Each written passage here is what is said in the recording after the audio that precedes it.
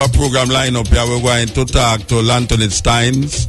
Yes, Lakadko Dance having them 30th anniversary this year, this weekend, yeah. Yeah. And you put your tape on cock. Well, we don't know if you have no tape again. Now we don't even know if you have no cock. But here we are said, oh, we want you to listen keenly because we're carrying you to the university. Remember, so we have a university upon this program, the Cutting Edge University. We are going for 20 years now, you understand? So here we are saying, no, a serious reason I'm going on the radio here tonight. We have a lecture. Well, not a lecture, it's a documentary. We have a documentary we want to play for the people them where we find very interested, consider and say, we did talk about this subject about, I think 2 weeks ago, we mentioned this subject about the devil. Remember we are talking about the devil and we are saying why devil come like a concept. Devil not really, there's no individual where you can say this is the devil. Like somebody threw the devil out of heaven and all them something there. You know, like the devil is a personal person. We want to play a documentary tonight, you know, where we know say you're not going to sleep tonight. You understand? And you're going to vex with Muta tomorrow. They say, why Muta? You know, say, the man made me set up and listen to this thing last night. We want to play a documentary about the history of the devil. Yes. We did play one years ago, but it's not that one because we have sieved through all of the things that we have about the devil. And because based upon how we are going at the society you know, and people is totally immersed into religious ideas and religious delusions and illusions, mythologies and fantasies. Because we don't know, you know, I listen to some things and I wonder how them get way. And we are talking about Europeans now. How Europeans get way to believe the things them with them believe. And we come now believe it like is a sum total of all belief system. Like there is no other belief system outside of what we believe. And we can't realize it's because we were colonized by the Europeans why we believe what we believe.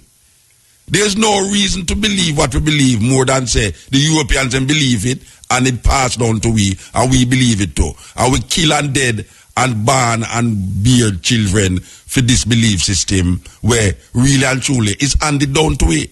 The problem with it is that when we start to believe these things coming from Europe, we give it a historical point, reference point, that has nothing to do with the reference point that we give it to.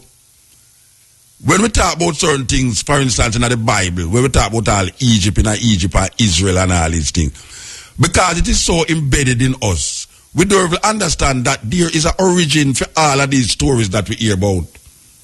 When we hear about like God and the devil and all these things, the devil is something where is man create the devil.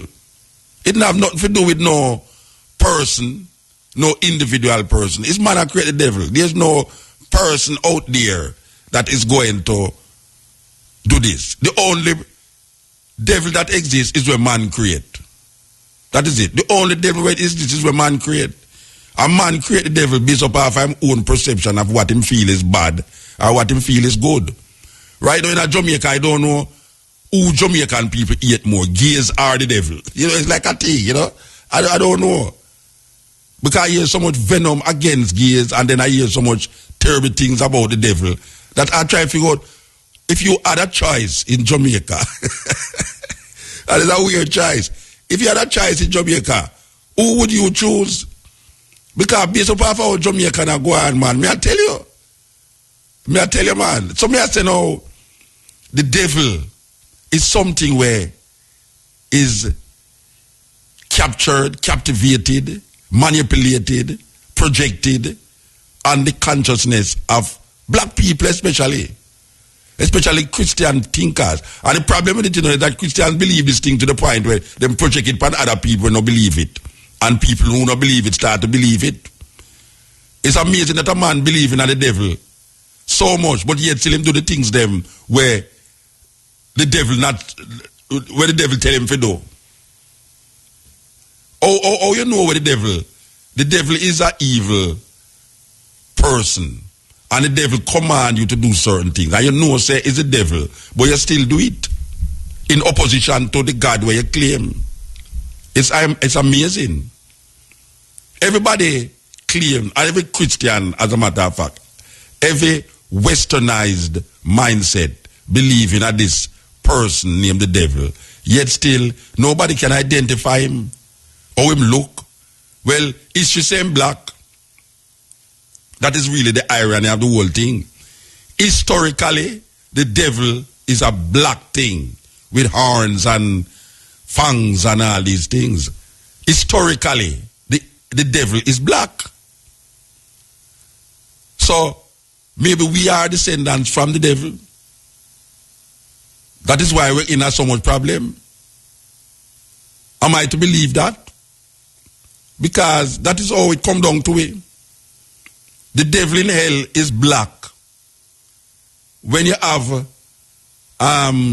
Christmas time come, when you have Drankono, the devil is black. Our perception that the devil is black, our perception of God is white. And we perpetuate this thing and we continue to do it over and over and over again. So we have the church we set up this to manipulate with consciousness, manipulate with mind. And the church have preached things where if you ask a person the history of the thing where I preach, him don't know, him I refer to the Bible. The Bible is not the beginning of most of the things them where the Bible talk about. I want to know that the Bible is not the beginning of a whole heap of things that the Bible talk about. You understand? Because 3,000 years ago, there was no Bible. You understand? There was no Bible 3,000 years ago. The so-called New Testament was written the other day. When I say the other day, no, I mean I could say 1,700 years ago.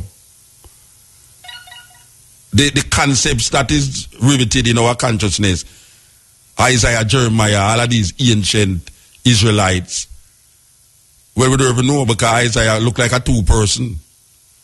According to where we are come understand now, it's two Isaiah them have. According to where we come understand now, Mark is not the first gospel in the Bible. Sorry, Mark is the first gospel. Sorry, not Matthew. Matthew is not the first gospel. Matthew was written before Matthew. Mark was written before Matthew. And Paul letters was written before all of them. It's a terrible thing. How could we think that? Where the Bible is chronologically state out how the thing go.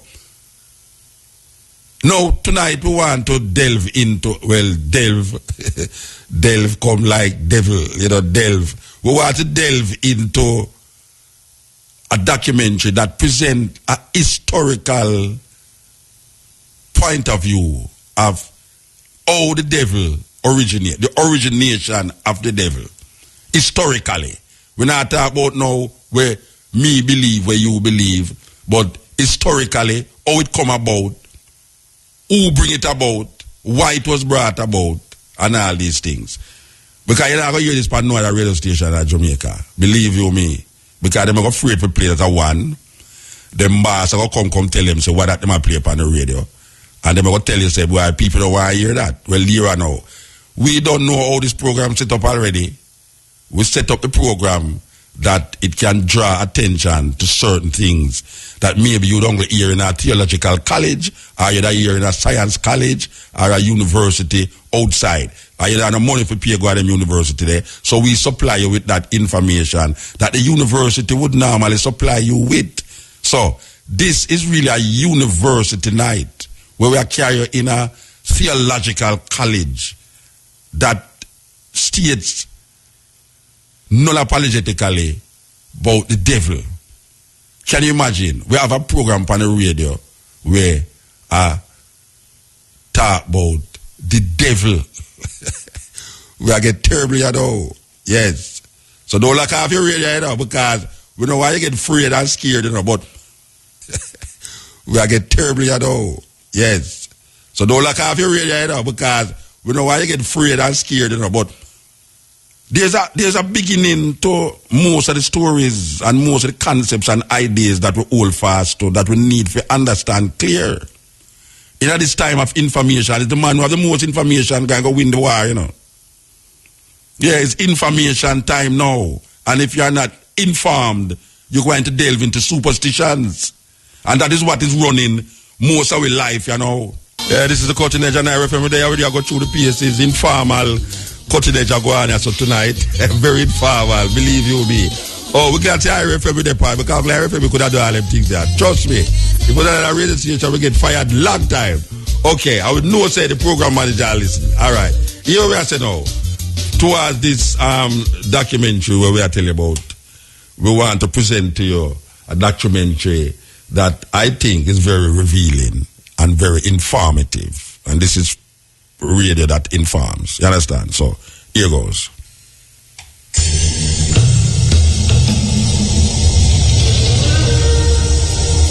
Lucifer, Beelzebub, the beast, Satan.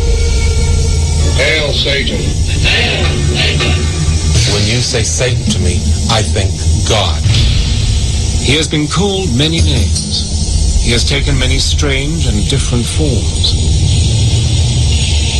The idea of God's evil enemy has been around for thousands of years. And it's still as powerful as ever. Evil is real, and it must be opposed. As powerful as ever. Evil is real, and it must be opposed. But where did Satan's story begin? Where did he come from? And how did he become the Prince of Darkness?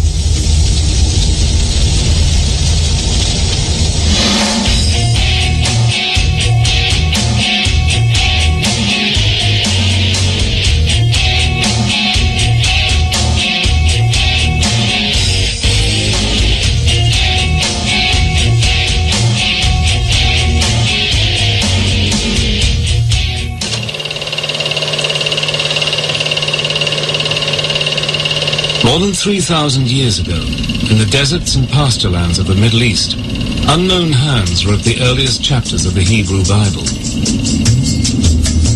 If the devil had a birthplace, surely it was here, somewhere in the book known to Christians as the Old Testament. In the oldest books of the Bible, a character called Satan does appear, but he's nothing like the Satan we imagine. When we read the Old Testament, we find that from time to time there is this strange dark figure who pops up called the Satan. The word the Satan is actually a title. The word means the accuser.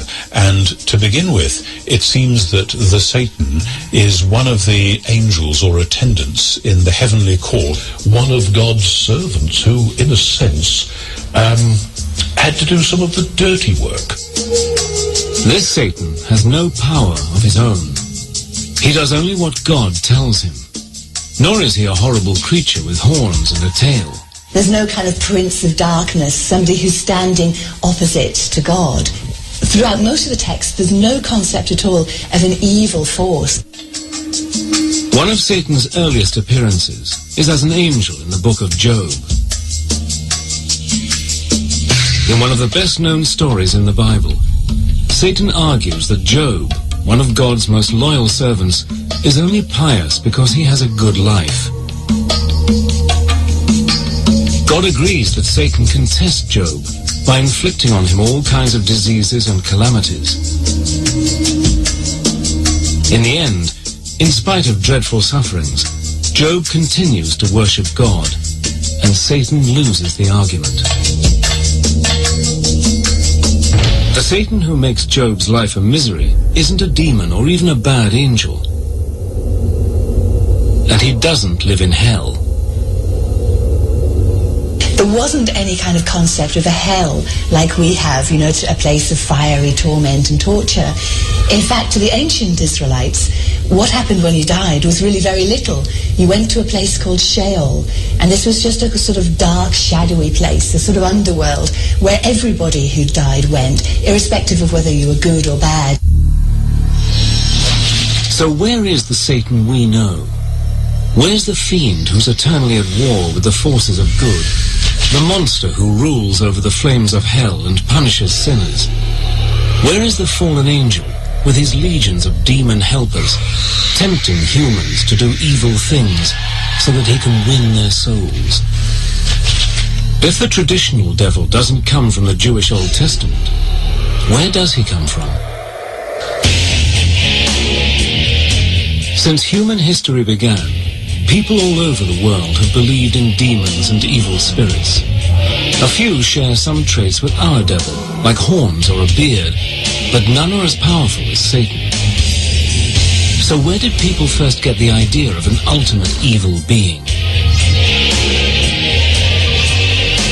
3,500 years ago, in ancient Persia, where Syria, Iraq and Iran are now, there were many gods, good and evil, until one man, a religious teacher called Zoroaster, reduced the whole complicated cast of characters to two. Zoroaster is a revolutionary, primarily because he, in one sense, personifies these ethical categories into a good god, Ahura Mazda, and a bad god, Ahriman. And this is an extremely potent idea, and one which forms the basis for later conceptions of dualistic thought. In other words, the separation between good and evil. The good god is the all-knowing Ahura Mazda, the god of light and order. The evil god is Ahriman, god of chaos, darkness and lies.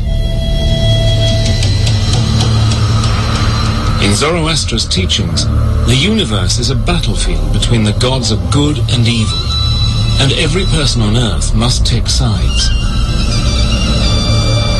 After death, good people are rewarded in heaven, while sinners are punished in a dark and gloomy hell.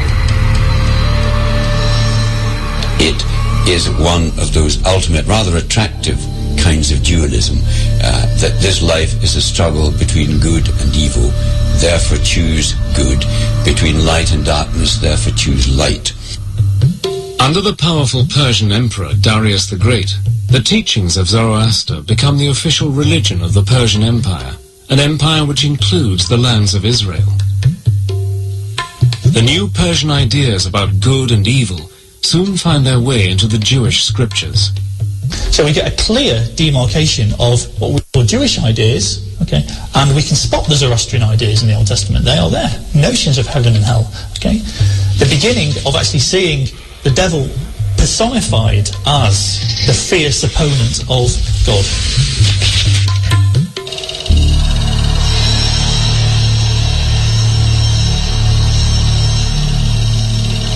As the Persian Empire in turn is defeated by Alexander the Great, Greek culture comes to ancient Israel. The Greeks introduce a huge cast of gods and goddesses, including one who will shape our image of Satan for centuries. Hades has a black face or black beard. He sits on a throne, often made of ebony, and he wields a two-pronged fork, not for prodding sinners, but for blasting things to bits. To the classical Greeks, the underworld was ruled by Hades, who was the god of the dead. He was one of the Olympian gods, but he seems to have spent most of his time in this dark, shadowy underworld, which is also called Hades.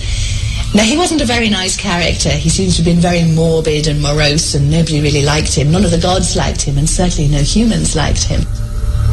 Hades wasn't very likable, but he wasn't evil either.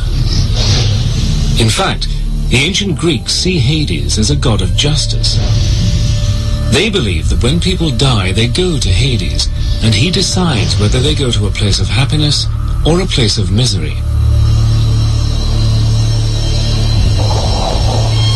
As ruler of the world underground, Hades is also the god of wealth and abundance. In a dim memory of Hades, people have believed for centuries that the devil can make you rich. As well as the brooding character of Hades, the Greeks give the world another familiar ingredient of the devil's story. In a famous myth, Zeus, the greatest of the gods, defeats the winged serpent Typhon and throws him down to Tartarus, the lowest region of the underworld. Over the following centuries, the myth grows into the story of how the angel Satan rebels against God and is thrown out of heaven with all his followers. Satan's allies, the fallen angels, become his legion of demons.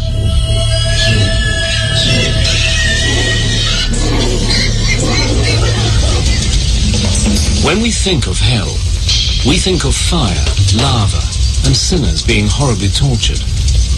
But where did this picture come from? The underworld of Hades doesn't have fire, but ancient Jerusalem does. When we read the Gospels, we come upon Jesus warning people that there is this dangerous fate that might await them, and it's called Gehenna, which was the old smouldering rubbish heap in ancient Jerusalem. And because of the stink of the place and because there was so much in the way of rubbish, periodically it would set fire to, and the fires there would burn for several days, if not weeks. Gehenna was the place where the Jerusalem authorities burned the bodies of executed criminals.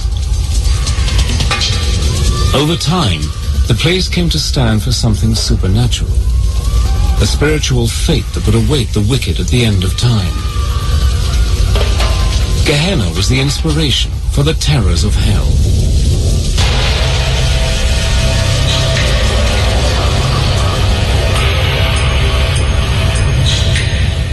By the time the Christian Gospels are written, towards the end of the 1st century AD, Satan has grown into a powerful figure.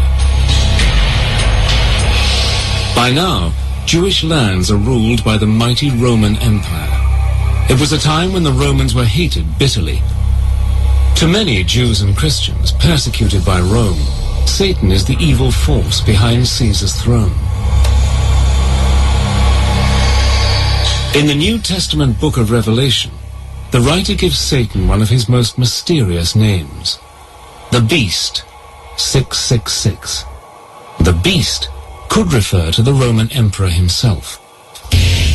The author of Revelation says that the beast has a human number and it's 666. Now this has traditionally been seen as a reference to the Emperor Nero, and that's because if you take Nero Caesar in Aramaic and count up the numerical values of those letters, it comes to 666.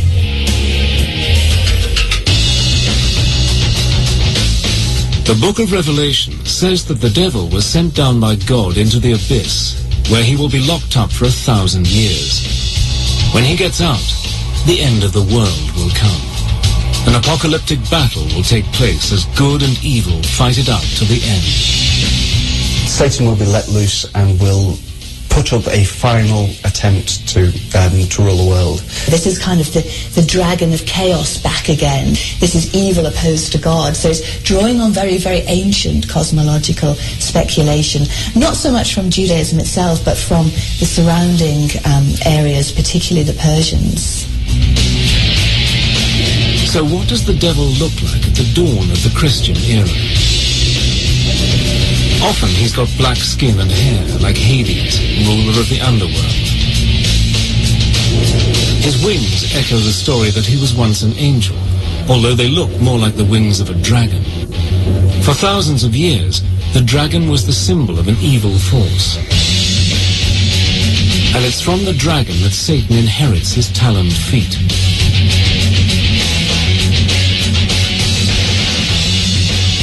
When Satan isn't being a dragon, he's a snake. The serpent, said to have tempted Eve in the Garden of Eden, has long been believed to represent the devil, although the scriptures don't actually say so. In fact, Christian leaders disagree, sometimes violently, about what the devil is like. But one thing they do agree on: he is busy working with and through their enemies. 4 centuries after Christ, a Roman emperor, Constantine the Great, converts to Christianity. Within a generation, the once persecuted religion is the official creed of the mightiest empire on earth. Christian bishops now have real power, backed up by the state, and they use Satan to help them keep it. Again and again, church leaders claim that those who disagree with them, especially other Christian groups, are working for the devil. As Constantine made it the state religion and a state church and an established religion, what Constantine and his immediate successors found hardest to put up with was heresy. Catholic theologians would have said that because heretics didn't believe the correct Catholic faith, they must be worshipping the evil one instead, God's enemy. The logic is relentless. It's us and them. If you're not with the church and the empire, you're with Satan. It's a short step for the church to demand that heretics be put to death.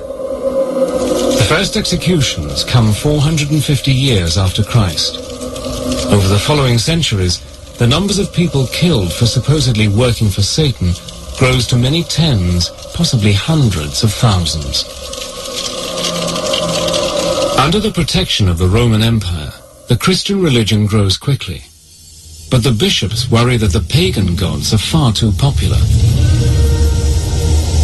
Thousands of Romans still pray to the winged goddess Fortuna, the bringer of luck.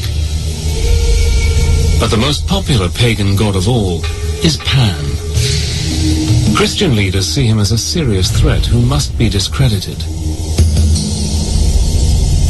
Let's think of the case of Pan and in Arcadia, and he becomes a sort of demon, whereas he was actually a very benign god of music and happiness and lovemaking and altogether to be admired, that becomes a goat-legged demon satire in the later Christianized versions of it. Satan now adopts Pan's best-known features.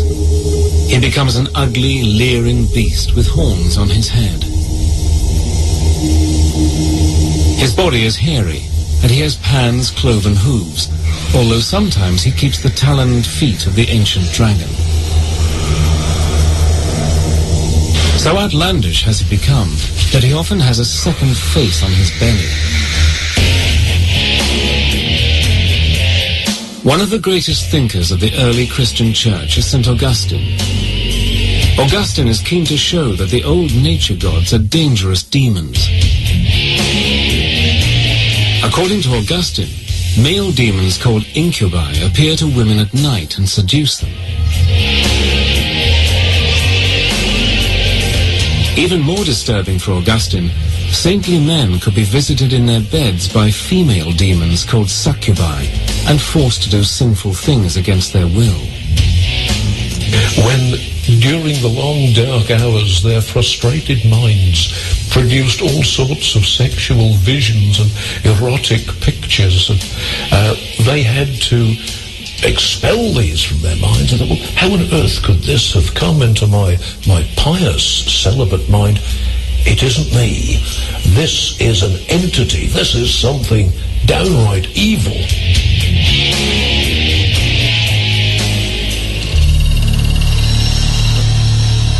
By the Middle Ages, after 1,000 years of Christian teaching, the Church has persuaded its followers that the devil and his demons are real, and that Satan is a powerful enemy. The problem is that some Christians take the idea a lot further than the bishops want. Some branches of Christianity did see the world itself as created not so much by Satan but by a lesser evil god, and so for them, of course, everything to do with the world, with matter, with human flesh was seen in negative terms. We do find the emergence of something called Gnosticism. Gnostic Christians carried with them this very clear notion of a good God and a bad God. There's the good God who created everything spiritual, and there's the evil God who created everything physical, which means that everything that you can see or touch or sense with any of the five senses is actually coming from the evil God. One group which is taking enthusiastically to the Gnostic idea of good and evil is the Cathars of southern France. To the Cathars, all material possessions are evil and belong to the devil. For a church now wealthy and powerful, this is an uncomfortable, even dangerous teaching. The common people loved and admired them, called them les bonhommes, because they were healers. When the Cathars went around doing good, as they most certainly did, feeding the poor and healing the sick, so they were teaching people to avoid marriage, to avoid procreation, because all you will do if you have a family is to bring that new child into this decadent, evil, physical world where we should all be concentrating on spirituality. Playing a tape, very revealing, you know, and for those of you who don't know, but if you hear mention a country named Persia, is the old-time name for the country named Iran. Why you know that? Persia was Iran was once called Persia, and you can see the connection where a lot of the ancient Zoroastrianism spread its wings when the Greeks invade Persia, because you know that Alexander invaded Persia and moved straight up into, like, past Iraq, up Euphrates and all these places. Even in Egypt, it was.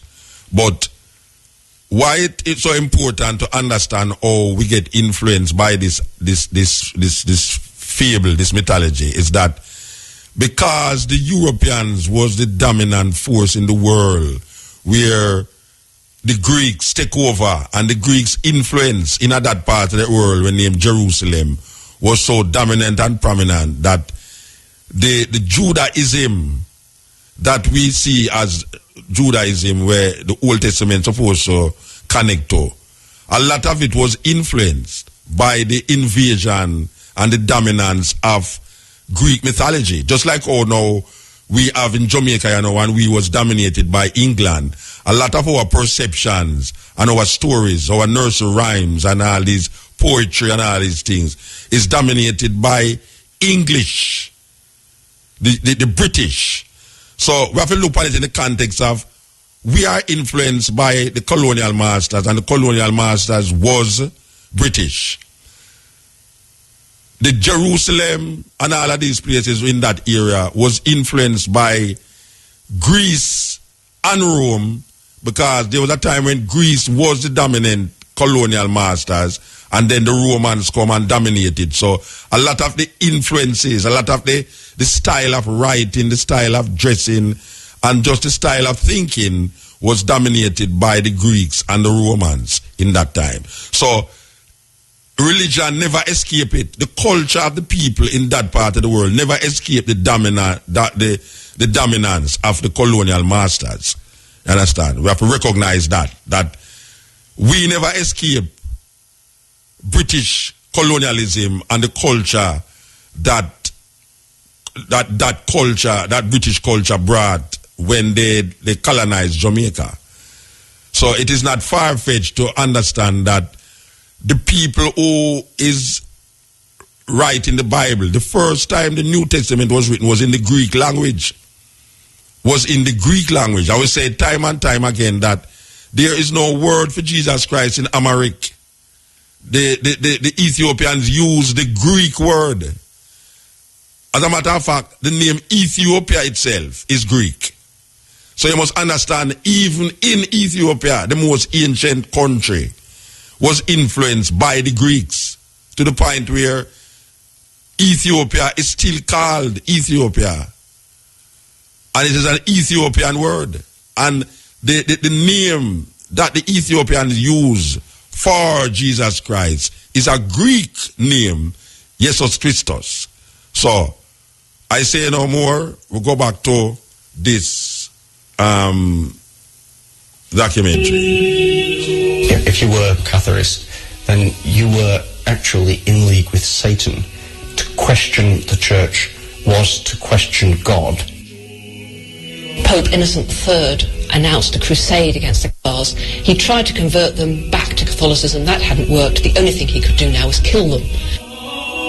The crusade against the Cathars, launched in 1209, turns into a brutal 45-year war. At least 100,000 people die, partly for saying that Satan is even more powerful than the Church says he is.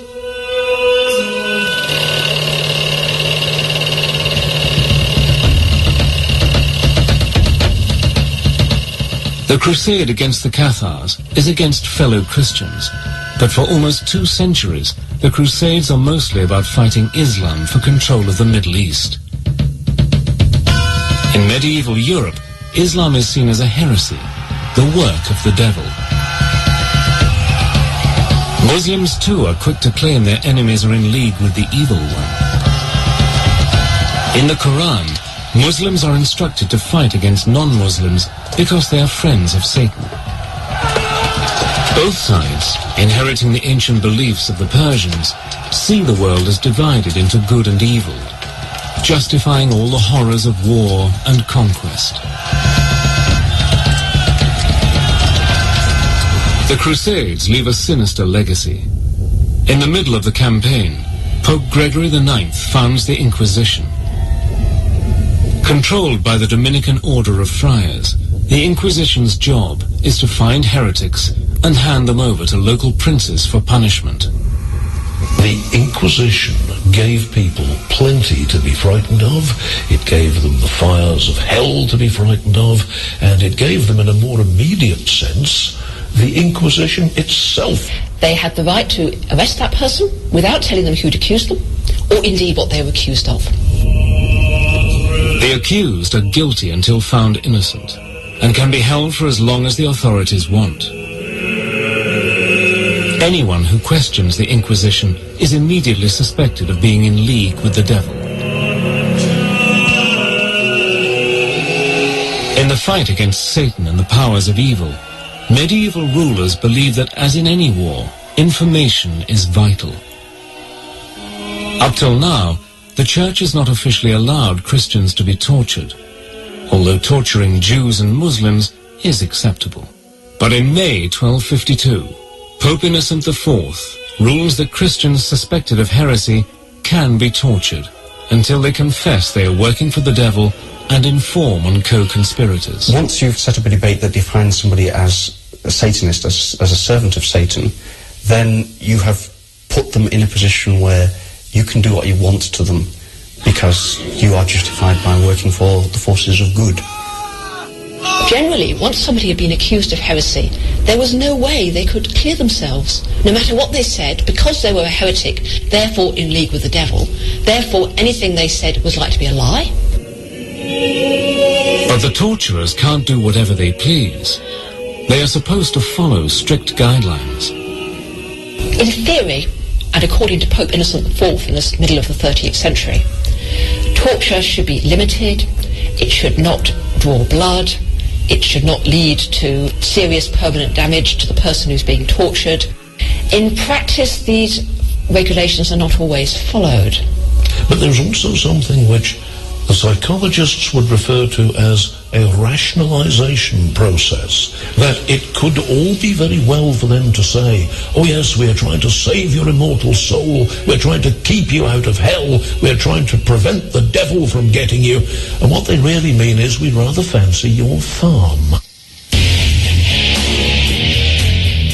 All over Europe, the new powers, supposed to be used against Satan, are used by the unscrupulous to seize wealth or to do down their enemies. In 1307, King Philip the Fair of France brings witchcraft charges against the leaders of the Knights Templar, the fabulously wealthy order of crusaders. Philip accuses the Templars of worshipping a pagan idol called Baphomet, a supposedly satanic figure. The Templars have been involved in the Middle East in negotiations with Muslims. And some people in Western Europe thought they had been in league with the Muslims, and because the Muslims, everybody knew, in inverted commas, were involved in magic, there is therefore a hint that perhaps the Templars were involved in magic too. They were attacked and largely destroyed on Friday the 13th of October in 1307, sealed orders given by Philip le Bel to his seneschals to attack every Templar stronghold simultaneously. Ever since the purge of the Templars, Friday the 13th has been seen as an unlucky day, somehow connected with satanic forces.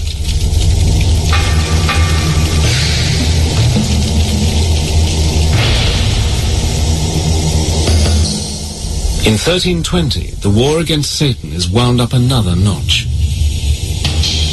Pope John the 22nd orders the Inquisition to target any kind of witchcraft, sorcery, or necromancy. A big worry is that unscrupulous priests who know how to drive out devils with the rites of exorcism might instead use exorcism to invite the devil in. Formulas, Latin formulas and rituals which can be used to command the demon. Now, once you've got a Latin formula that has power to command a demon, I could use that to command a demon to do my washing up, you know? I could use that power to command a demon to get this woman I fancy into bed. The necromancers are interested in using the formulae of exorcism to command demons to do other things that they are interested in. You know, a demon could make me rich. A demon could find some hidden treasure for me. Fear that necromancers and witches are all around, conjuring up demons and making pacts with the devil, sweeps across Europe.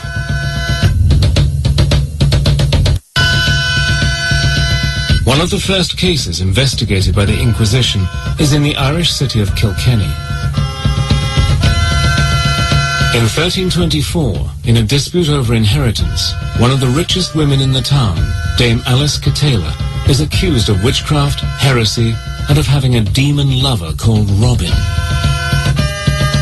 Alice Catala, a landowner in Kilkenny who had several husbands, so had stepchildren brought a charge against her that she'd poisoned her previous husbands in order to obtain the land, and she'd poisoned or killed them otherwise through witchcraft. Alice manages to escape to England. Her unfortunate servant, Petronella, is tortured and burned at the stake. The campaign against necromancers, sorcerers, and witches lasts 300 years and kills between 60,000 and 300,000 people. The vast majority of the victims are women. Women were thought of as being more prone to the devil, more likely to sin, more likely to be led astray. They were also thought to be less intellectual than men. Women were seen as closer to animals. And part of this was that they were more susceptible to temptation, that they were more easily seduced by material gratification. As the Inquisition goes about its grisly business, rounding up suspects and interrogating them, many clerics and lay people worry that it's all guesswork. Perhaps they're missing even more witches than they're finding. But how can you tell who is one of Satan's helpers? What you need is a standard test. In 1486, two German Dominican monks publish a textbook for inquisitors called Malleus Maleficarum, the Hammer of Witches. The book contains a clever catch-22. Not only is witchcraft heresy, not believing in witches is heresy as well. The Malleus Maleficarum was the manual, the how to get rid of all these demonic fleas that had infested a human being. It was a book of what witches were, what witches did. Malleus Maleficarum tells the Inquisitor everything he needs to know. Witches have the mark of Satan on their bodies, a birthmark or a wart. They can fly by rubbing magical herbs on their skin, and they gather at Satan-worshipping ceremonies called Sabbaths. At these, they celebrate a twisted version of the Christian Mass, kissing the devil's rear end in a blasphemous act of homage. Fear that necromancers and witches are all around, conjuring up demons and making pacts with the devil, sweeps across Europe.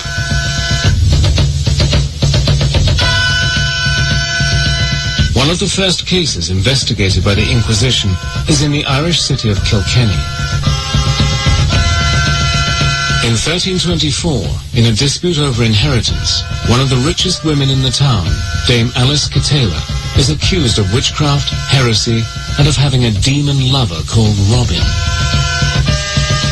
Alice Catela, a landowner in Kilkenny who had several husbands, so her stepchildren brought a charge against her that she poisoned her previous husbands in order to obtain the land. And she poisoned or killed them otherwise through witchcraft. Alice manages to escape to England. Her unfortunate servant, Petronella, is tortured and burned at the stake. The campaign against necromancers, sorcerers, and witches lasts 300 years and kills between 60,000 and 300,000 people. The vast majority of the victims are women. Women were thought of as being more prone to the devil, more likely to sin, more likely to be led astray. They were also thought to be less intellectual than men. Women were seen as closer to animals. And part of this was that they were more susceptible to temptation, that they were more easily seduced by material gratification.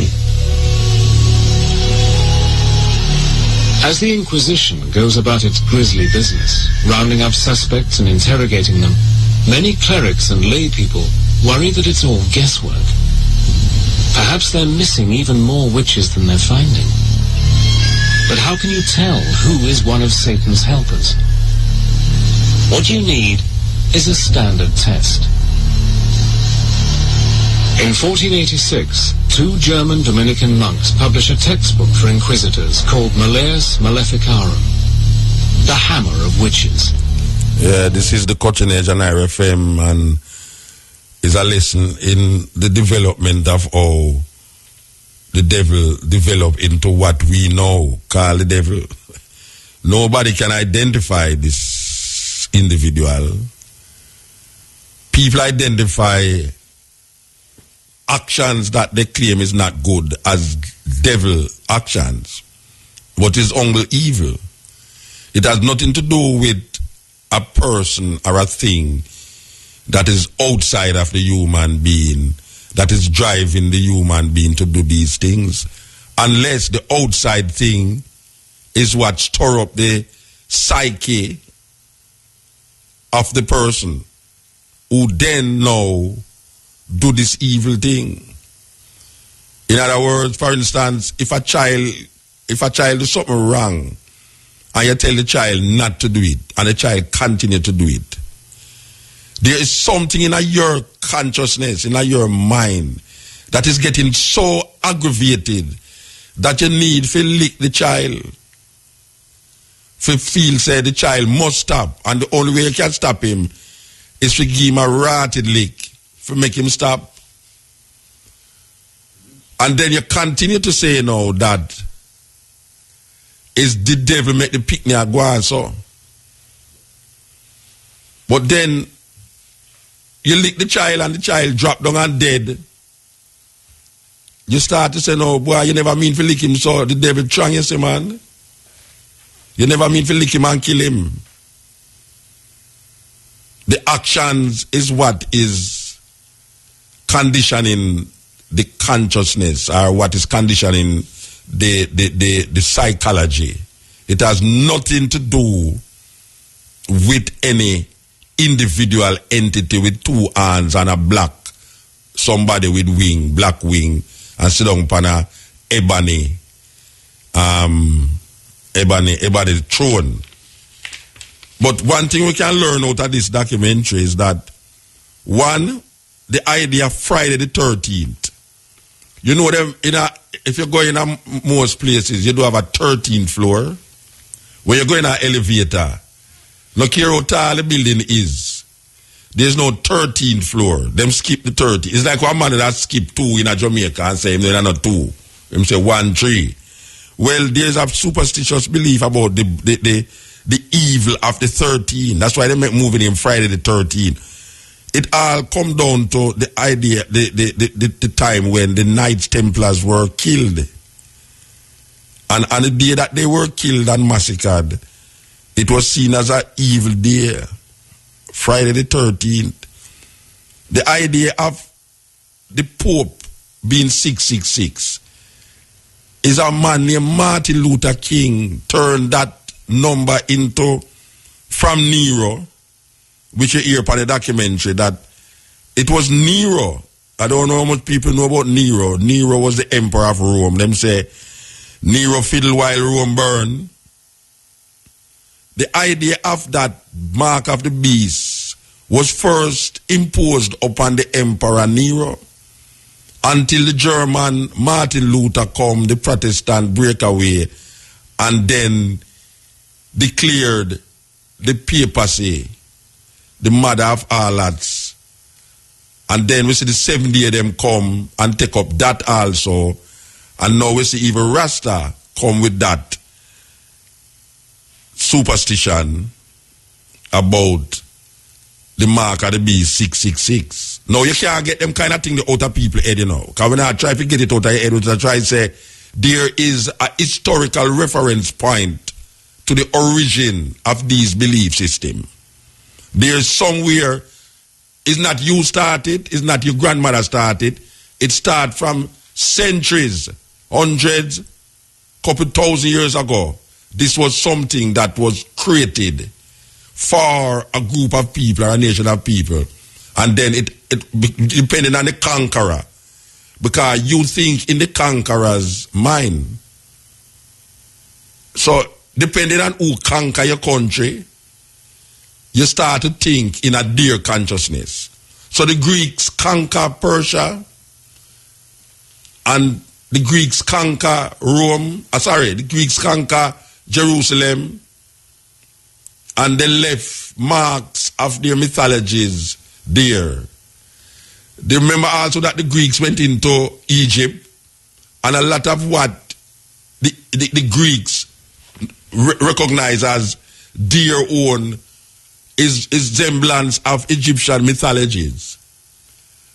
And it moved from the Greeks to the Romans, and then the Romans, in accepting what we now call Christian belief, Rome, under this man named Constantine, developed it as a state religion, and it become embedded in the consciousness of the people them, where Christianity was no longer a pagan religion.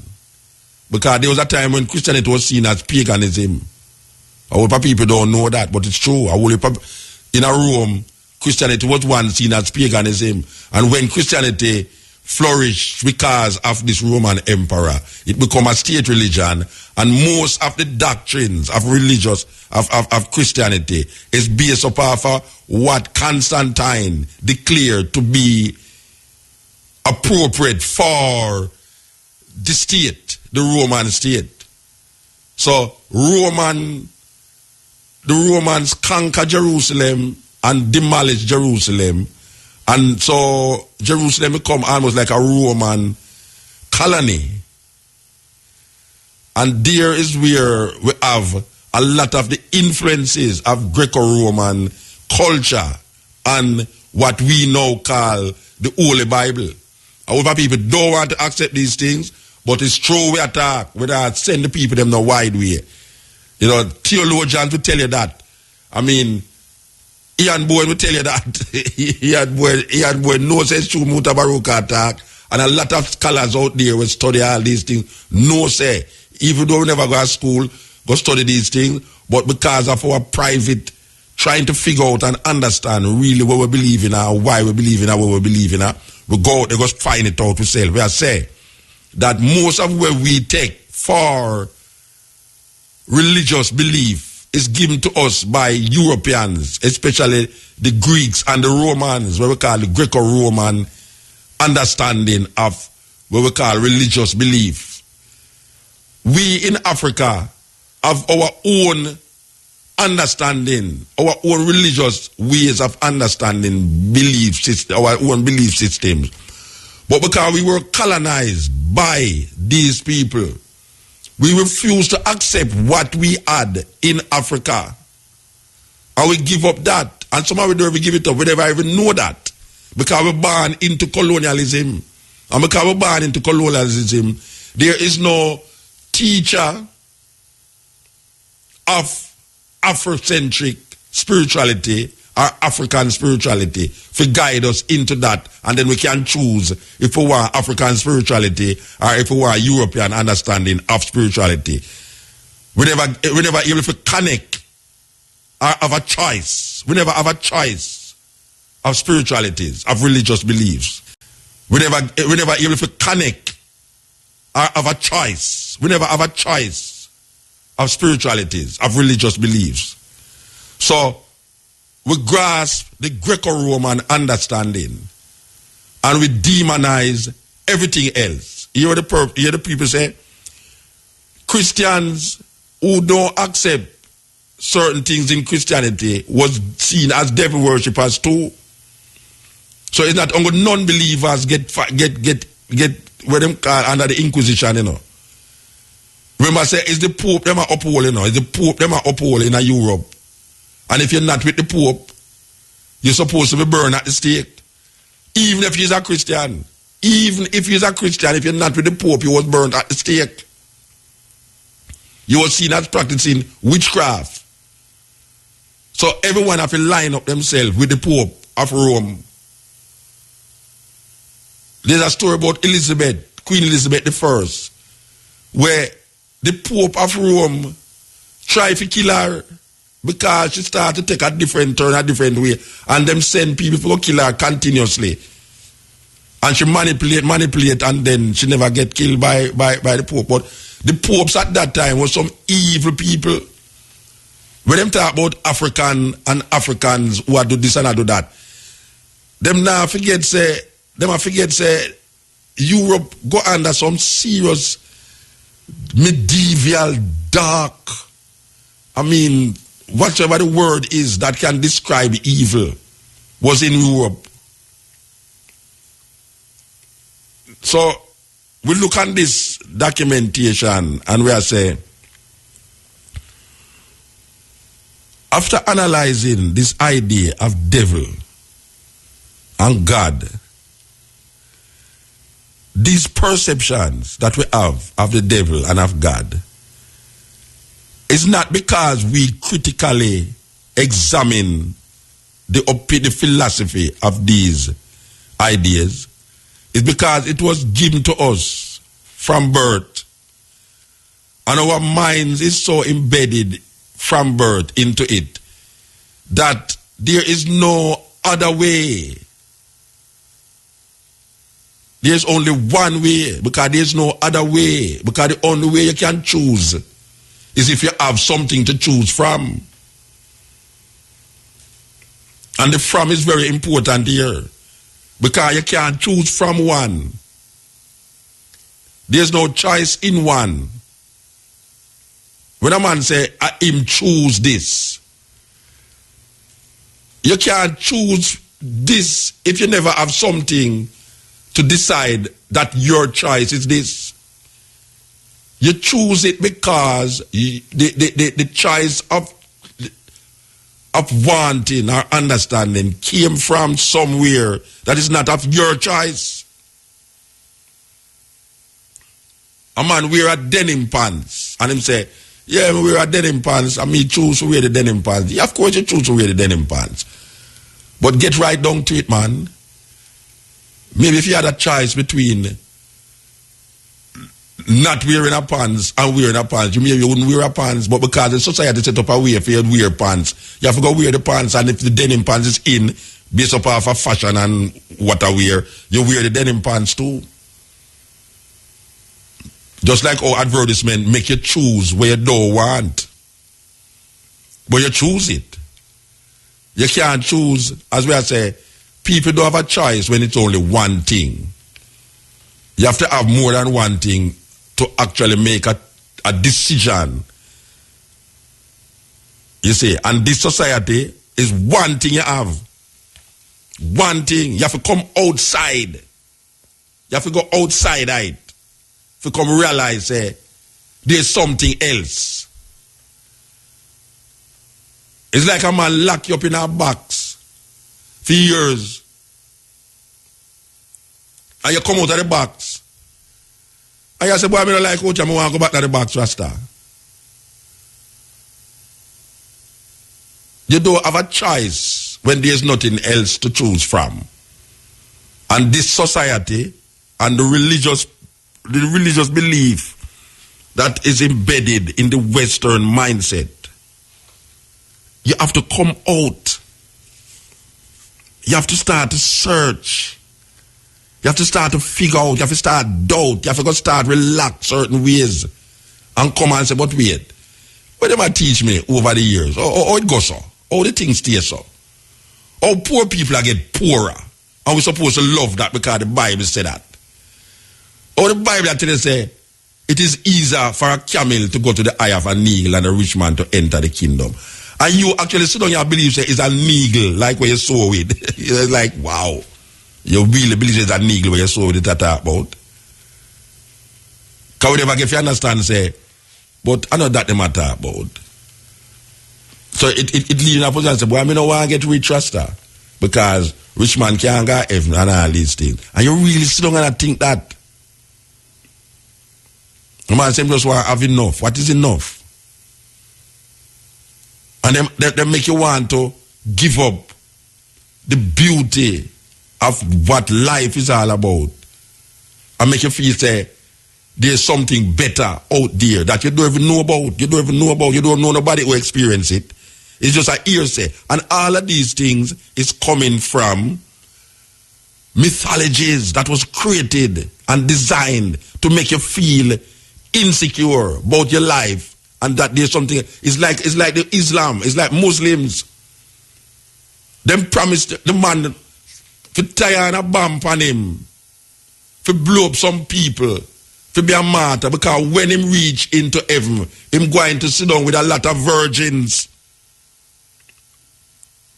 A whole heap of youth get sell that in the so-called Middle East. Them sell the youth them that. Tie on a bumper, you blow up the place. Don't worry, you become a martyr. You go to heaven, you get 72 virgins, and your life will be better. What a terrible thing. Because they want you to feel, say, this life, what is this life? This life is of no value. You know? It's like, how them put the philosophy in front of you. It's like you can't appreciate this life. You say, why the next life? Things will be better. So people don't put no value upon life. People put value upon death. That when you're dead, everything will go all right. Because you will go to a better place. That is the philosophy where them sell away. It don't have nothing to do with you. It have something to do with colonization. How the colonies impart this so-called knowledge, these mythologies, these illusions, and the minds of black people. All the way you hear upon that documentary is relating to how Europeans view the devil and what them develop after viewing the devil a certain way. How them start to massacre them own people. Them own people. Them start to massacre them own people based upon a mythology and an illusion that was taken from a next culture. So them use that next culture to validate themselves and then build upon that culture, build upon that belief system, and that belief system become a part of their inheritance. And when them go into a next country, colonize the country now, it become those people, even though those people have a culture of them own and a religious persuasion of them own. But that religious persuasion is wiped out because of colonialism and then replaced with the European mindset. And the European mindset now decide and determine how you think, when you think it, and why you should think it. So the man say, like when the man say AIDS supposed to be hell. And the man show you say, yeah, you see a place in Jerusalem, there was a place where them used to burn people like criminals. When them crucify the criminals, them have a place where them burn them body. God, we go to this place named Golgotha. We go to Golgotha, and right now it's a bus stop there. But Golgotha is the place where them used to crucify people. That is where them tell us them crucify Jesus Christ. Golgotha. Mountain of the skulls, or hill of the skull, whatever them call. Because the side of the hill look like a skull.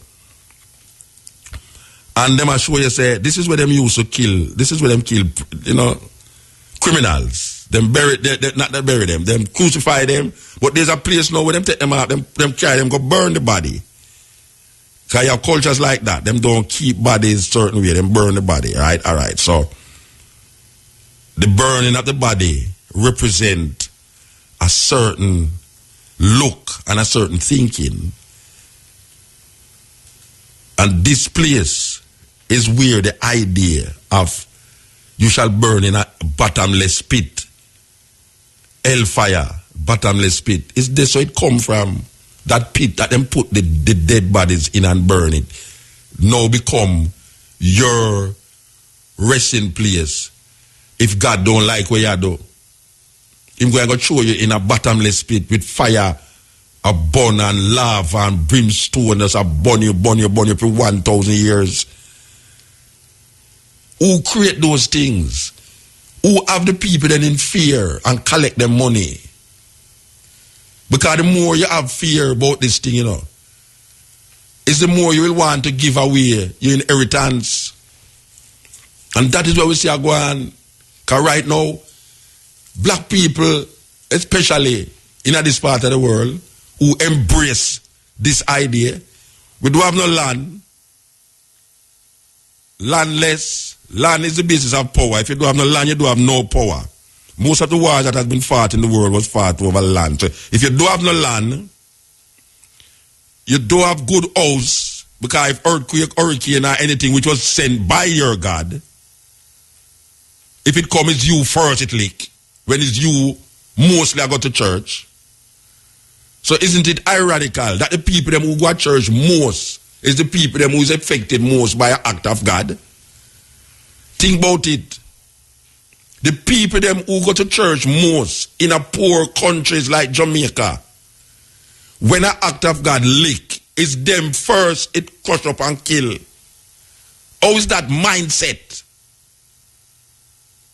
How we figure out that? Really? Forget the messenger. Think about the message that we are saying. Think about the message. That you who pray mostly is you who get destroyed easily by the same personal thing that you're praying to.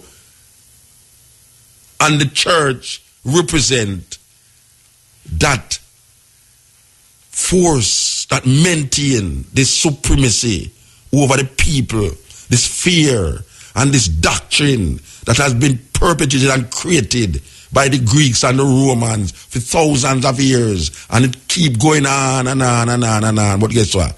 It going to stop, It going to stop, because the more information is presented, is the more people going to recognize, but wait there. Stop, hold on. All this thing I go so all the while. So say, our grandparents, our great-grandparents get fooled. Them fool them. So, who going to stop the cycle of craziness that has continued in this part of the world for 500 years against black people? Yet still it never just start with slavery, but it started with the invasion of Africa by outside forces, by the Arabs, by the Greeks, by the Romans, and now by the Americans and the Chinese.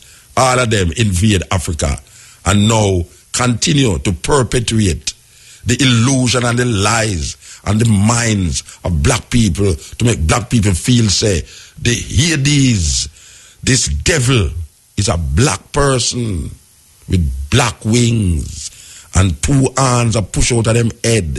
Meanwhile, the goodness of heaven is perpetuated and visualized by a big fat white man with white beard, sit up on a white cloud with white winged angels and white clothes.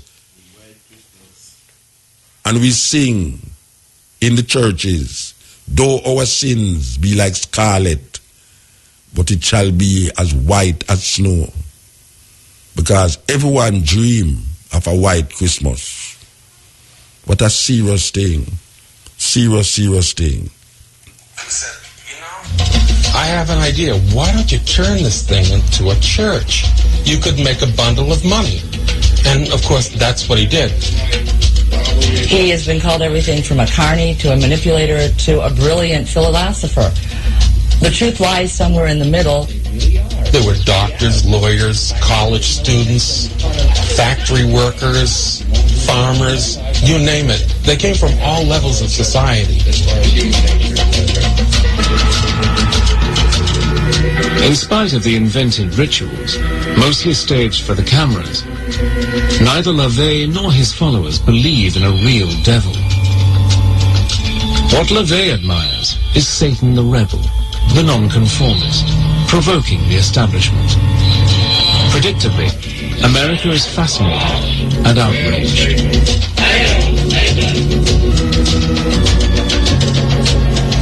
In 1967, the 60s fascination with the occult, spearheaded by LaVey's Church of Satan, gets a powerful boost from Hollywood. The film Rosemary's Baby, a dark tale of devil worshippers in Manhattan, is a massive and unexpected hit. In Roman Polanski's masterpiece, the heroine's innocuous neighbors are part of a satanic conspiracy to help the Prince of Darkness father a child who will rule the world. In Rosemary's Baby, Satan triumphs in the end. But the Christian backlash to the story comes in the 1973 blockbuster The Exorcist.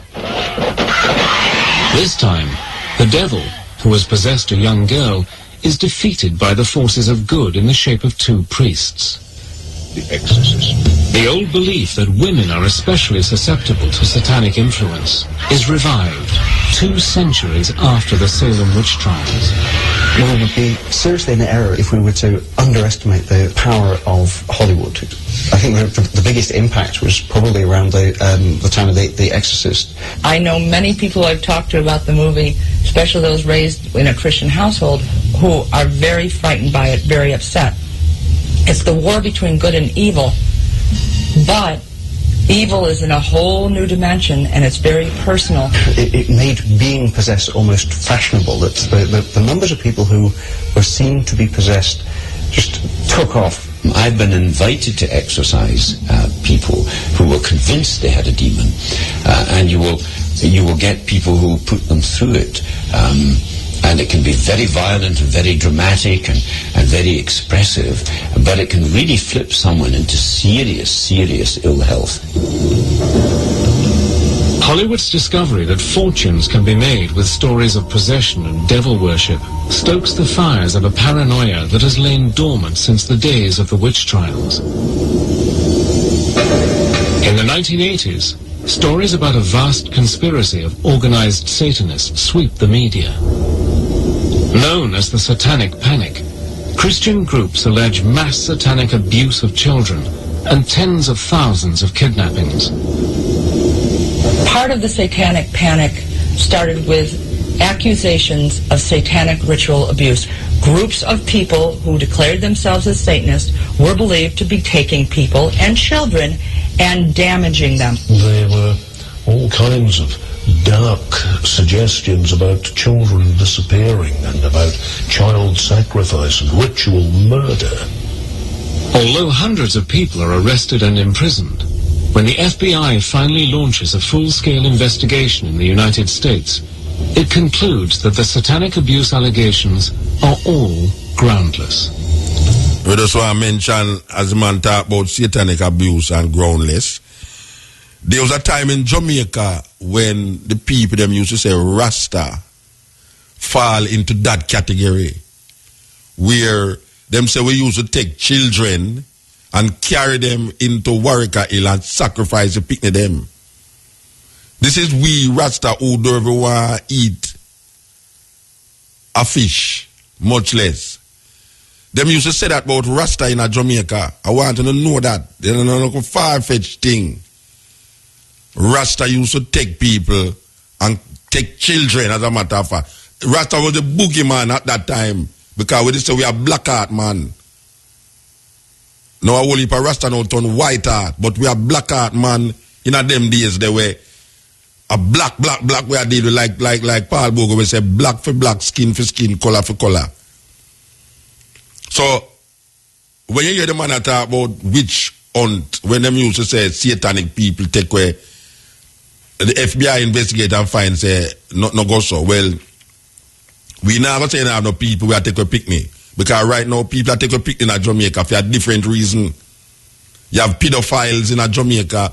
You have child abusers in Jamaica. Where after them done rape the little picnic them kill the picnic them. That don't have nothing to do with no satanic cult. It have something to do with the perception of the people them who do it. There's a certain perception. It's like when you're reading the Bible about Abraham. Who would have ever realized that this story is upheld by a lot of Christians? Where a man have sent him son for sacrifice him because some spirit tell him say him want to prove to see if him really love him or not. He must take him only son and sacrifice him.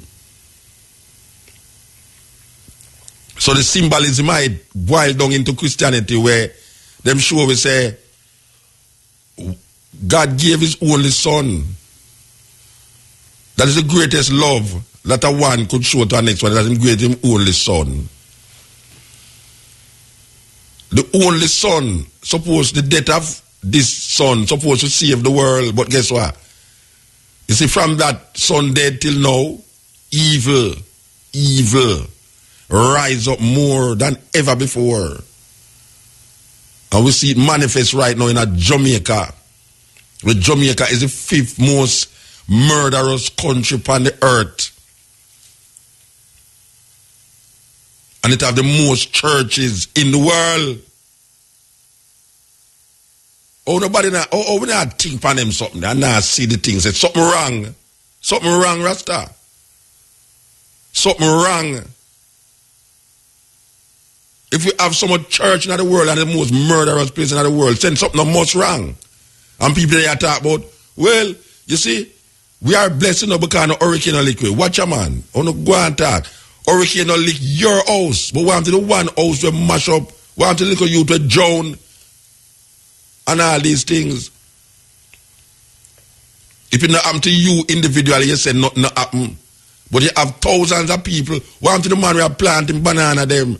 And I wait for banana them come and the one hurricane come out so whoops and wipe the whole line liquid the whole everything. When borrow money from bank and rad and this, that, and then buy fertilizer for children banana that him can have a prosperous little family and thing and the hurricane just come and so boom, wipe the whole line banana.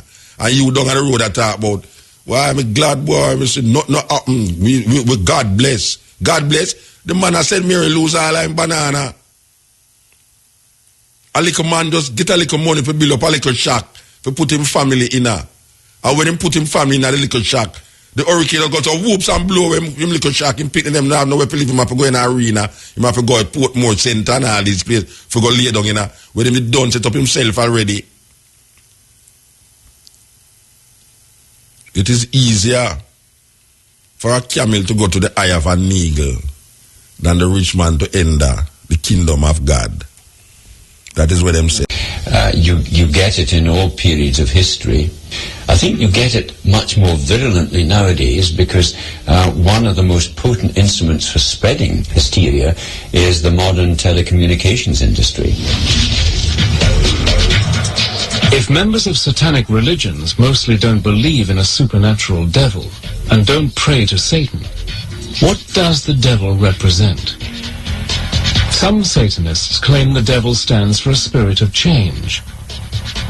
A lot of people are frightened by the term Satanism. A lot of people automatically think that Satanists are bad people. They should be no more scared of a Satanist than they should be scared of anyone else they meet. You know, what Satanism means to me is opposition and balance. Alternative thought, playing the devil's advocate. There is no good and evil. I mean, to a mouse, a cat is this horrible, evil thing with fangs. But to the pet owner, the cat is heavenly. We create our own reality. That's the whole idea behind Satanism. In the United States, surveys show that almost half of Americans believe the devil is real. Even non-religious people instinctively divide the world into good and evil, the opposing principles taught by Zoroaster to the ancient Persians. If anything, recent events have made that belief even stronger. In September 2001, the massive terrorist attacks on the United States, which destroyed the World Trade Center, shocked America to its core. To many, it seemed as if sinister forces had gone on the offensive. It was easy to believe that this was a showdown between the forces of good and evil. To the US government and a large section of American opinion, the attacks were about much more than politics.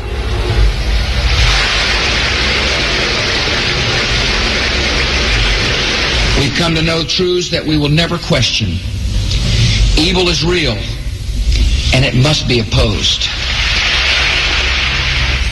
You're either with us or you're against us. And if you're against us, by and large, you're going to be working hand in hand with Satan. It was Reagan that talked about the evil empire. Bush talks about the axis of evil. It's classic, ancient, dualistic thinking. In the wake of the 9/11 attacks, President Bush gave the job of catching Osama bin Laden, the man responsible for the atrocity, to Lieutenant General William G. Boykin. But according to Boykin, America's real foe isn't bin Laden. In the general's words, the enemy of the US is a guy called Satan. Since 2001, the draconian measures taken by the US and other governments in the war on terror are uncannily like those of the war on Satan of 400 years ago. Imprisonment without trial, secret hearings, anonymous tip-offs, and torture. We are seeing a similar willingness to justify mistreatment, to justify the removal of rights, the justifiable use of torture against the perceived enemy in the war against terrorism. If you're fighting a war against evil, what begins to happen, I think, is that you end up by turning into the evil that you're fighting. Controversially, President Bush called the invasion of Iraq a crusade. The similarities with the historic crusades against heretics are striking. They include a belief on the battlefield that the enemy are not just military opponents, but agents of pure evil.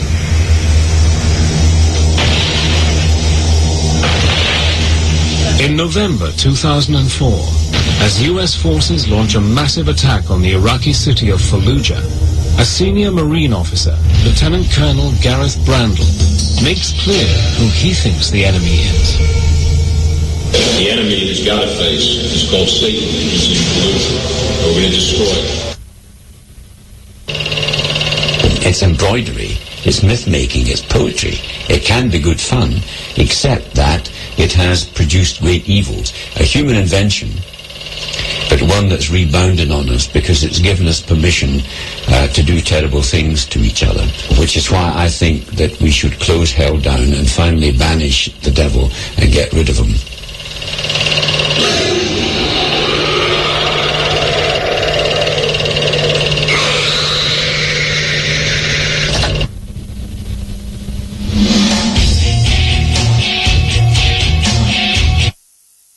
Yes, the man say, banish the devil and get rid of him once and for all. You know, the problem with that idea is that if you get rid of the devil, you have to go get rid of God. And if you maintain God, the devil will always exist. It's a serious thing. Think about it. It's one kind with two sides.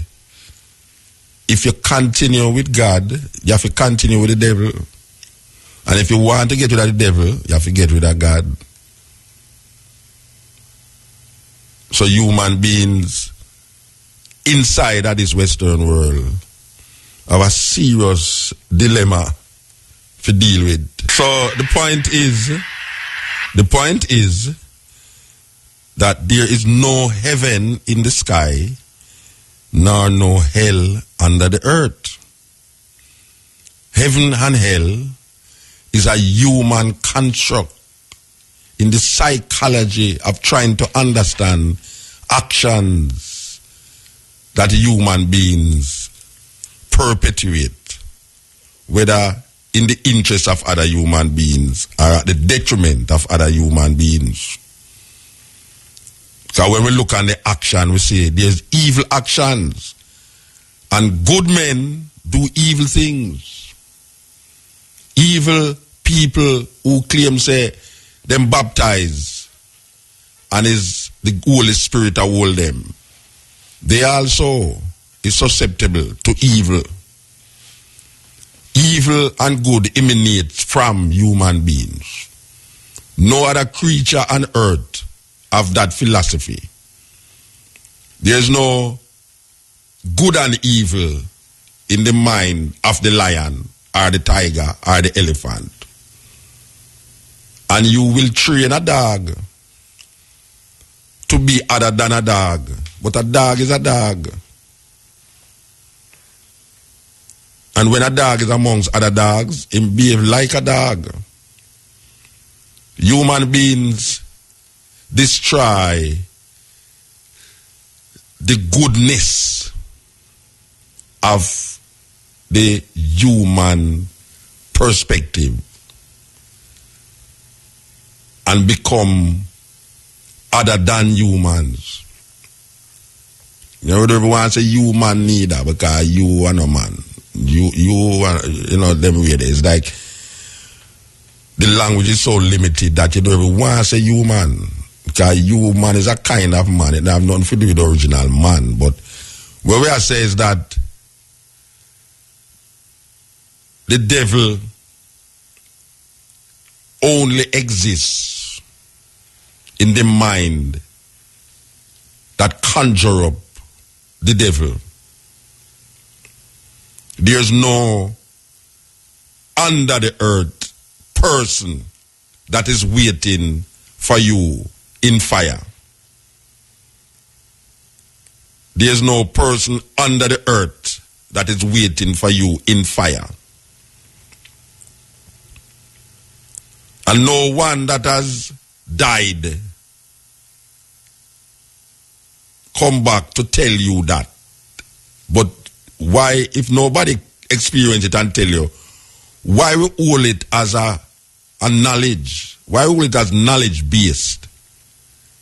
When all of these understanding is coming from people who did not have the information that we have now, so they create these imageries in their cultures to feel comfortable in the space that them find themselves in, and also to explain what is happening, why it happening, and how it happened in their culture thousands of years ago. Them never have the information where we have. Them never have the information. So they have to go after superstition. There is no need for us to be superstitious in this time of information. Religion has diverted our attention from being human beings. Religion is not taking us to be human. Our humanness is lost because of religion. Everybody believe, well, in the Western world, look how much different denominations of Christianity them have. And all of these denominations believe in a God. But yet still none of them can come to the conclusion about this God. But them say it's one God. It's one God. Then also much different conclusion come to with this one God. It means that it's man's perception And just like how man have a perception about God, the same have a perception about devil, but him put two of them on two